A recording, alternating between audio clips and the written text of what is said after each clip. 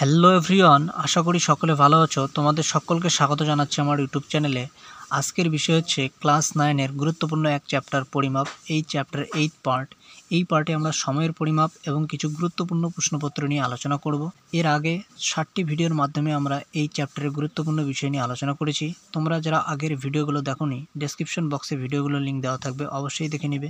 তো কথা না বাড়িয়ে চলো শুরু করি। সকলে মন দিয়ে শুনবে, আশা করি সকলে বুঝতে পারবে। ফার্স্ট রয়েছে সময়ের পরিমাপ। সময়ের পরিমাপ আমরা কোন যন্ত্রের সাহায্যে করব? যে তোমরা সকলেই জানো সময়ের পরিমাপ আমরা করে থাকি ঘড়ির সাহায্যে। তাহলে এই ঘড়ি বিভিন্ন রকমের হয়ে থাকে, অর্থাৎ পেন্ডুলাম ঘড়ি, হাত ঘড়ি, পকেট ঘড়ি। কিন্তু এক এক ঘড়ি আমরা এক এক কাজে ব্যবহার করি। যেমন যদি তোমাদের বলে যে সাঁতার ও দৌড় প্রতিযোগিতায় আমরা কোন ঘড়ি ব্যবহার করি, যে সাঁতার বা দৌড় প্রতিযোগিতায় আমরা ব্যবহার করি স্টপ ওয়াচ বা বিরাম ঘড়ি। কারণটা কি? কারণ হলো এই স্টপ ওয়াচ বা বিরাম ঘড়ির সাহায্যে আমরা সেকেন্ড এবং সেকেন্ডের চেয়েও যে কম সময়টা, অর্থাৎ ভগ্নাংশটা, সেটা আমরা পরিমাপ করতে পারি।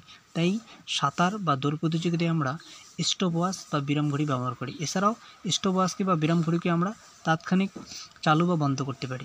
সেই কারণেই আমরা স্টপ ওয়াচ, বিরাম ঘড়িকে সাঁতার প্রতিযোগিতায় বা দৌড় প্রতিযোগিতায় ব্যবহার করে থাকি। বোঝা গেল?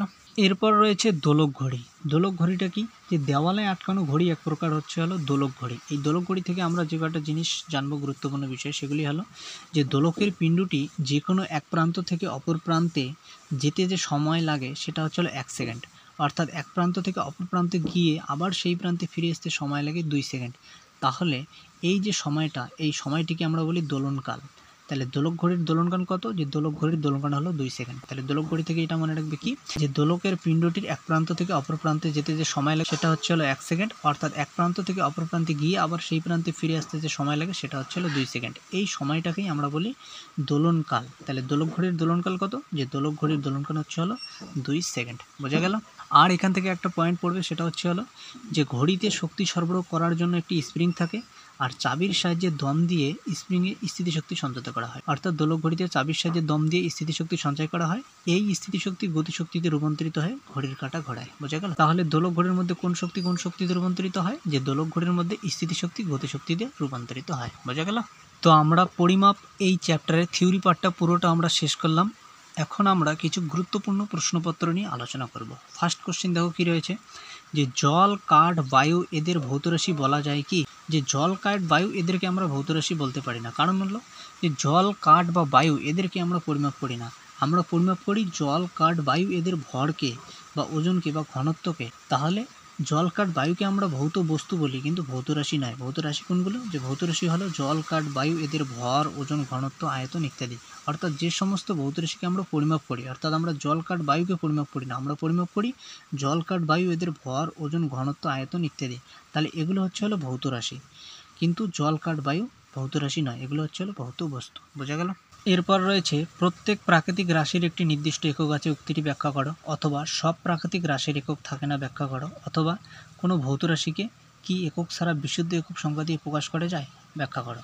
অর্থাৎ প্রত্যেক রাশির একটি নির্দিষ্ট যে একক আছে, এই বক্তব্যটি সঠিক নয়। কারণ কি? যে যেসব প্রাকৃতিক রাশি দুটি একই প্রকার বা সমজাতীয় রাশির অনুপাত, তাদের কোনো একক থাকে না। তাহলে প্রত্যেক ভৌত রাশির কি একক আছে? যে না, প্রত্যেক ভৌত রাশির একক নেই। কোন সমস্ত ভৌত রাশির একক নেই? যে সমস্ত প্রাকৃতিক রাশি বা ভৌত রাশির দুটি একই প্রকার সমজাতীয় রাশির অনুপাত, তাদের কোনো একক থাকে না। তাহলে এই ধরনের রাশিকে আমরা এককবিহীন ভৌত রাশি বলি। যেমন পারমাণবিক গুরুত্ব, আপেক্ষিক গুরুত্ব, এগুলি হলো এককবিহীন ভৌত রাশি। কারণ এগুলি দুটো সমজাতীয় রাশির অনুপাত, তাই আমরা এদেরকে এককবিহীন ভৌত রাশি বলি। যেমন মৌলের পারমাণবিক গুরুত্ব ইকুয়াল টু মৌলের এক পরমাণুর ভর বাই হাইড্রোজেনের একটি পরমাণুর ভর। তাহলে দুটোই ভরের অনুপাত, অর্থাৎ সমজাতীয় রাশির অনুপাত, তাই পারমাণবিক গুরুত্বের কোনো একক নেই। আর রয়েছে আপেক্ষিক গুরুত্ব। আপেক্ষিক গুরুত্ব মানে কি? যে বস্তুর ওজন বাই 4 ডিগ্রি সেন্টিগ্রেডের সম আয়তন জলের ওজন। তাহলে দুটোই সমজাতীয় রাশির অনুপাত, অর্থাৎ ওজনের অনুপাত, তাই আপেক্ষিক গুরুত্বেরও কোনো একক নেই। অর্থাৎ যখন কোনো ভৌত রাশি দুটি সমজাতীয় রাশির অনুপাত হবে, সেই সমস্ত ভৌত রাশির কোনো একক থাকবে না। তাই এই সমস্ত ভৌত রাশিকে আমরা এককবিহীন ভৌত রাশি বলবো। তাহলে কি? যে প্রত্যেক ভৌত রাশির যে একটি নির্দিষ্ট একক আছে, এই উক্তিটি কি সঠিক? যে প্রত্যেক ভৌত রাশির একটি নির্দিষ্ট একক নেই। অর্থাৎ কোনগুলোর ভৌত রাশির একক নেই? যে সমস্ত ভৌত রাশি দুটি সমজাতীয় রাশির অনুপাত, তাদের কোনো একক নেই। বোঝা গেল? এরপর রয়েছে লিটারের সংজ্ঞায় 4 ডিগ্রি সেলসিয়াস বা 273 কেলভিন উল্লেখ করা থাকে কেন? যে 4 ডিগ্রি সেন্টিগ্রেড উষ্ণতায় জলের ঘনত্ব সবচেয়ে বেশি, আর এই উষ্ণতায় অর্থাৎ 4 ডিগ্রি সেন্টিগ্রেড উষ্ণতায় 1 কেজি বিশুদ্ধ জলের আয়তনকে আমরা 1 লিটার বলি।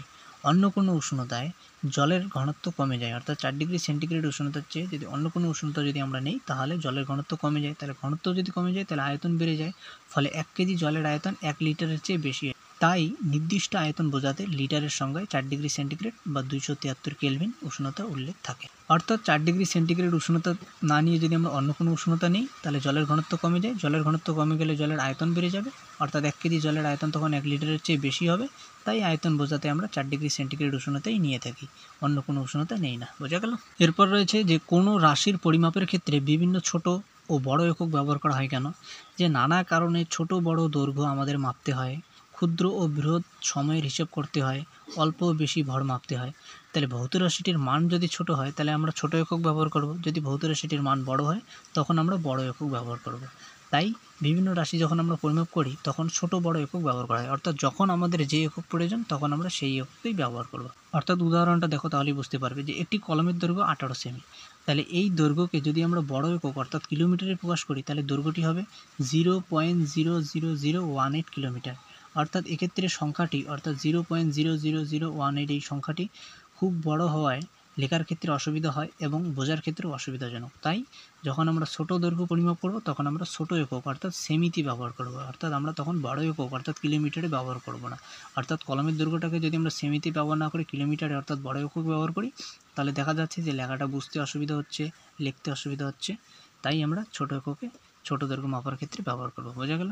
এরপর রয়েছে যে তোমার বয়স সেকেন্ডে প্রকাশ করলে কি অসুবিধা হবে? অর্থাৎ একই ব্যাখ্যা, যদি আমাদের বয়সকে আমরা সেকেন্ডে প্রকাশ করি তাহলে যে সংখ্যা মানটা পাবো সেটা অনেক বড় হবে, বুঝতে অসুবিধা হবে, বিরক্তিজনক একটা লাগবে। তাই আমরা আমাদের যে বয়সটা সেটা সেকেন্ডে প্রকাশ করি না।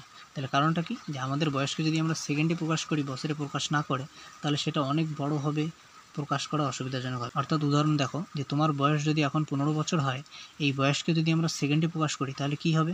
যে 15কে আমরা 12 দিয়ে গুণ করলে সেটা মাসে পাবো, তাহলে মাসকে আমরা যদি 30 দিয়ে গুণ করি তাহলে সেটা দিনে পাবো, তাহলে 24 দিয়ে যদি আবার এই সংখ্যাটাকে গুণ করি তাহলে সেটা আমরা ঘন্টায় পাবো, এটাকে যদি আমরা 60 দিয়ে গুণ করি তাহলে মিনিটে পাবো, তারপরে এই পুরোটাকে যদি আমরা 60 দিয়ে গুণ করি তাহলে সেকেন্ডে পাবো। তাহলে আমাদের যখন বড় একক যদি আমরা লিখতাম 15 বছর তাহলে সেটা সহজেই বোঝা যেত যে তোমার বয়স 15 বছর, সেটা ক্ষেত্রে বুঝতে কোনো অসুবিধা হতো না বা লেখার ক্ষেত্রেও কোনো অসুবিধা হচ্ছে না।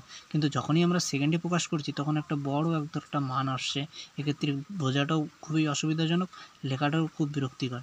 তাই আমরা আমাদের বয়স সেকেন্ডে প্রকাশ করব না, অর্থাৎ বছরেই প্রকাশ করব বা মাসে প্রকাশ করব। বোঝা গেল? এরপর রয়েছে যে কলকাতা থেকে দিল্লির দূরত্ব 1500 কিলোমিটার, এই দূরত্বকে সেন্টিমিটারে প্রকাশ করা হয় না কেন? একই ব্যাখ্যা, অর্থাৎ কলকাতা থেকে দিল্লির দূরত্ব এটা হলো অনেক বড়।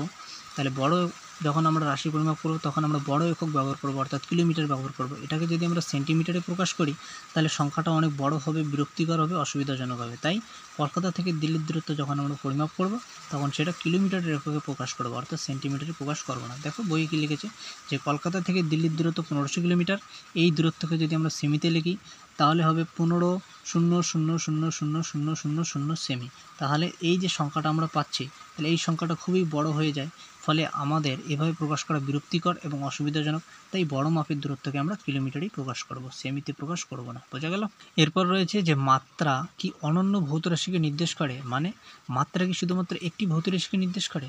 অ্যান্সার হচ্ছে না, যে মাত্রা অনন্য ভৌত রাশিকে নির্দেশ করে না। দুটি ভিন্ন ভৌত রাশির মাত্রা একই হতে পারে। যেমন উদাহরণ, চাপ ও শক্তি ঘনত্ব অর্থাৎ উভয়ের মাত্রা একই, m(l⁻⁻1 × 2)। তাহলে কি যে মাত্রা অনন্য ভৌত রাশিকে নির্দেশ করে না, দুটি ভৌত রাশির মাত্রা একই হতে পারে। যেমন আরও উদাহরণ, টর্ক ও কার্য উভয়ের মাত্রা একই, তাহলে দুটি ভৌত রাশি আলাদা হওয়া সত্ত্বেও তাদের মাত্রা একই, অর্থাৎ ml² × 2। বোঝা গেল? এরপর রয়েছে যে সাধারণ স্কেল ধাতুর তৈরি না হয়ে কাঠের তৈরি হয় কেন? যে সাধারণ স্কেল ধাতুর তৈরি না হয়ে কাঠের তৈরি হয়, কারণটা কি? আমরা জানি যদি তাপমাত্রা বৃদ্ধি পায় তাহলে ধাতুর দৈর্ঘ্য বৃদ্ধি পায়, যদি হ্রাস পায় তাহলে ধাতুর দৈর্ঘ্য হ্রাস পায়। তাহলে যখন তাপমাত্রা বৃদ্ধি পাবে তখন যদি আমরা এই ধাতব স্কেলের সাহায্যে পার্ট নেই তাহলে আমরা যে পার্টটা পাবো সেটা ত্রুটিপূর্ণ হবে। তাপমাত্রা কমার ক্ষেত্রেও একই, অর্থাৎ যখন তাপমাত্রা কমবে তখন যদি ধাতব স্কেলের সাহায্যে কোনো আমরা পার্ট নেই তাহলে সেই পার্টটা ধাতব স্কেলের দৈর্ঘ্য হ্রাস পাওয়ার ফলে সেই পার্টটা ত্রুটিপূর্ণ হবে।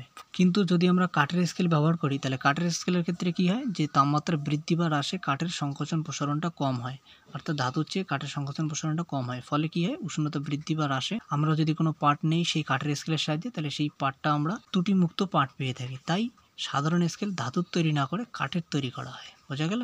তো আজকে এই পর্যন্তই। এর পরের দিন আমরা আরও কিছু গুরুত্বপূর্ণ প্রশ্নপত্র নিয়ে আলোচনা করব। তোমাদের আজকের ভিডিওটা কেমন লাগলো অবশ্যই কমেন্ট বক্সে জানাবে। তোমাদের কমেন্টসের অপেক্ষায় রইলাম। তোমরা সকলে ভিডিওটা শেয়ার করে দিবে তোমাদের বন্ধুদের মধ্যে এবং অবশ্যই চ্যানেলটা সাবস্ক্রাইব করবে এবং পাশে থাকা বেল আইকনটা ক্লিক করবে পরবর্তী ভিডিওর নোটিফিকেশনের জন্য। সবাই ভালো থেকো। টাটা।